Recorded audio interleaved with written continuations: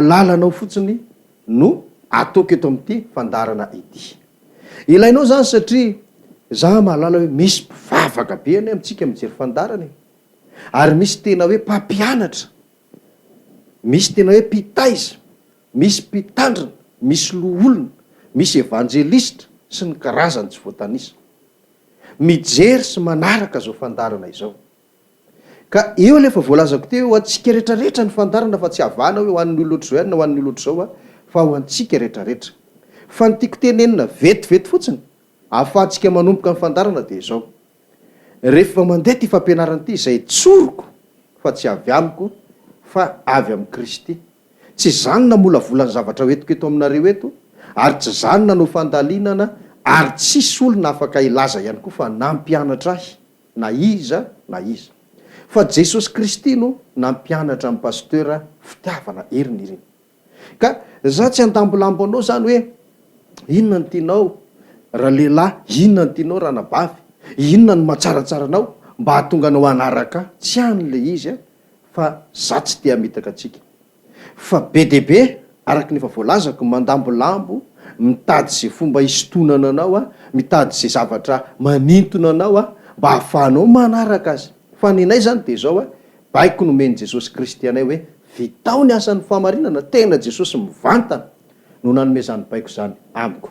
Ka dia hoy ary hoe nampianatra tsika zavatra maromaro hatramin'ny fanombohana.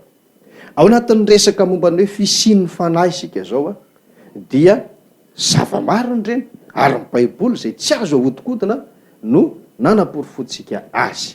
Dia iverenana ary le fanontaniana teo zany le hoe ahoana no ilazana fa misy olona mandehandeha eny mety ho isa no hainao mijery sy manaraka zao. Ahoana no anaporofona fa dia hoe be dia be amin'ny olona mandehandeha ny efa maty ny fahitan'Andriamanitra azy. Ka nahatonga ny Jesosy Kristy ny teny hoe aoka ny maty handevina ny maty ao aminy, zay teneniko hoe tsy vazivazy ary tsy blagy fa tena teny marina no resahin'i Jesosy Kristy. Eo indrindra ary sika ary tena ilainao no mahafantatra an'ity satria rehefa mahafantatra an'ity ianao dia mahafantatra ny tenanao dia ianao ihany malala rehefa avy hoe za zany isan'le olona maty eo anatrehan'Andriamanitra sa tsy isany.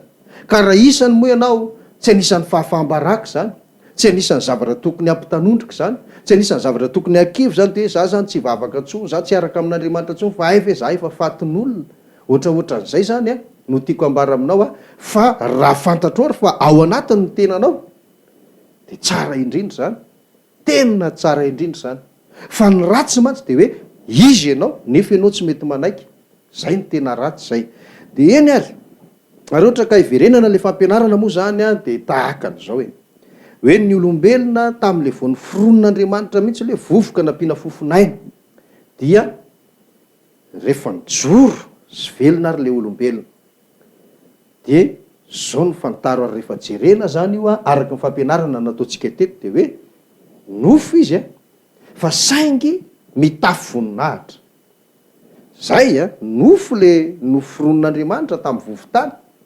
Dia avy eo moa rehefa namboarina ihany koa Eva dia nitsangana avy eo Adama dia tonga dia niteny ankehitriny dia taolana avy amin'ny taolako ity ary nofo avy amin'ny nofoko. Zany hoe tena marina fa nofo ny olombelona fa saingy mitafy voninahitra. Zay le olombelona tamin'ny mbola tsy nanota ary ny tao anatiny tao tamin'izany fotoana zany dia zao misy fanahy masina ary zay indrindra natonga le voninahitr'Andriamanitra nanakona azy ohatrany hoe solon'ny fitafiana kanefa tsy fitafiana.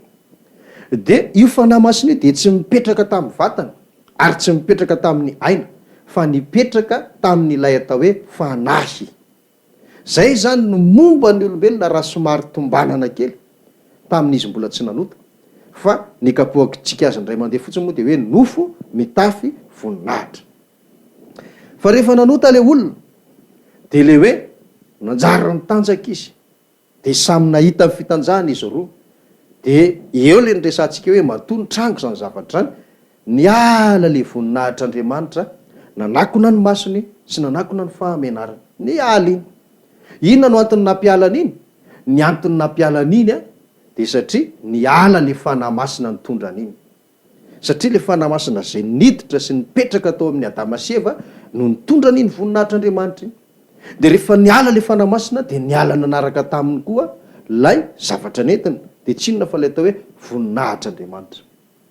De zay no natonga an'izy mivady tonga de mibaribary be hoay to mitanjaka tsika, satria niala le zavatra nanakona ny masony, niala le zavatra nanakona ny fahamenarany, to mitanjaka tsika. Ka raha somary ampitahintsika zany de zao, tamin'ny voalohany mbola tsy nanota izy nofo ihany fa mitafy voninahitra, fa rehefa nanota am'izay izy nofo ihany fa tsy mitafy voninahitra ntsony. Zay le hoe nofo mitanjaka. Zay zany ny tonga de fiovana goavana be hita teo amin'ny olona taorian'le hoe fahotany. Ka ny fanontaniana de hoe inona ny nahatonga an'izany? De fa mazava aloha fa le fidiran'le ota, fa tokony hazavaintsika tsara zany sy hazava amintsika tsara hoe inona ny nahatonga le hoe rehefa niditra ny ota de niala le fanamasina ary niala le voninahitra de mitanjaka am'izay le nofo. De ny vahaolana hitan'izy roa moa tam'izany de tsisy afa-tsy ny hoe ndao anjaitra ravina aviavy. Zay fotsiny zany no nataony tam'izany fotoana zany. Fa ny lesitsika zany de eo am'izay ny tena manomboka hoe inona ny idiran'izany tantaraiko zany amin'ny le hoe vatan'olona mandehandehany nefa maty eo anatrehan'Andriamanitra. Tena misy satria toizaka ihany aloha le tantara sy le fanazavana ary niala ary le fanahy masina de niala niaraka tam'le voninahitr'Andriamanitra, nanakona ny fahamenaran'izy roa sy ny nanakona ny masina ihany koa, niala iny. De tsika nahita tamin'ny fanazavana nataoko teo hoe io fanahy masina io de nipetraka tao amin'ny fanahan'le olona, fa tsy tamin'ny vatany ary tsy tamin'ny ainy, fa nipetraka tao amin'ny fanahan'le olona le fanahy masina. De niala zany iny de nidikany babangona am'izay zany tao anatin'le fanahan'le olona. Tonga de babangona tsisy nininona ntsony, fanahy masina ny tao teo de lasa tsisy nininona, nefa tsy hoe tsisy nininona ntsony tao, fa io toerana banga io zany no lasa nidiran'lay atao hoe ota. Ota moa fantatsika araky ny voalaza amin'ny jaona voalohany toko 7:4 efa nomeko teto fa ny ota dia atao hoe fandikana lalàna. De lasa ifandikana lalàna io zany no ny solo toerana le fanahy masina tao anatin'ny olona tam'izany fotoana zany.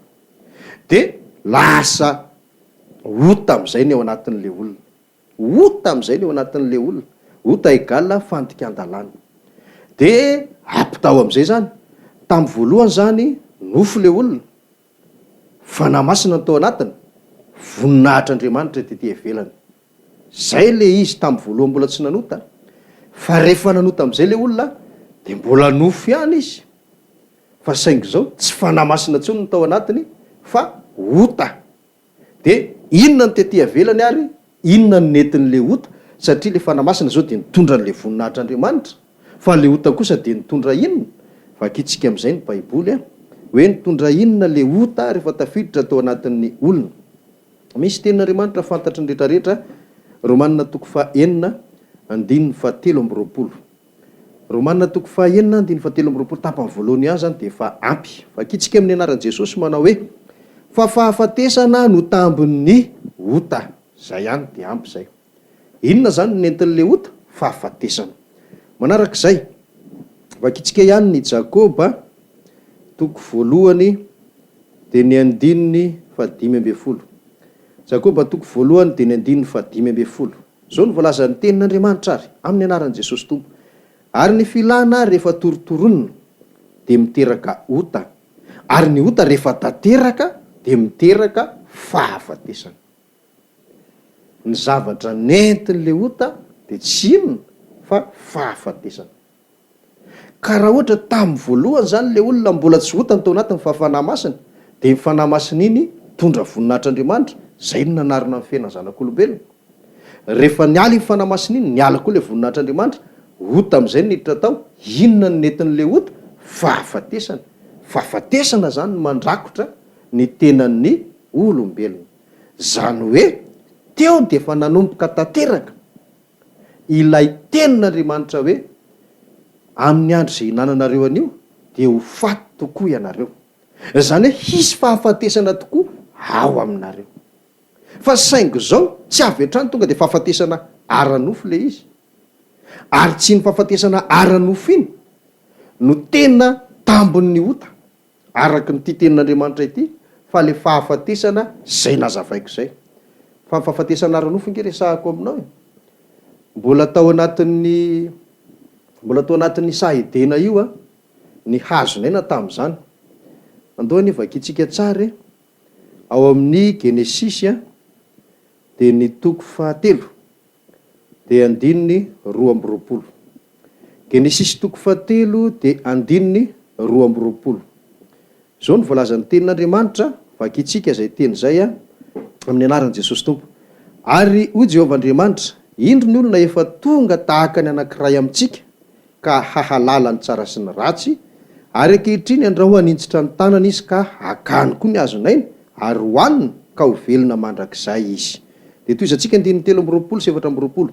Ka de nesorin'i Jehovah Andriamanitra tamin'ny sahidena izy hiasa ny tany izay nanalana azy.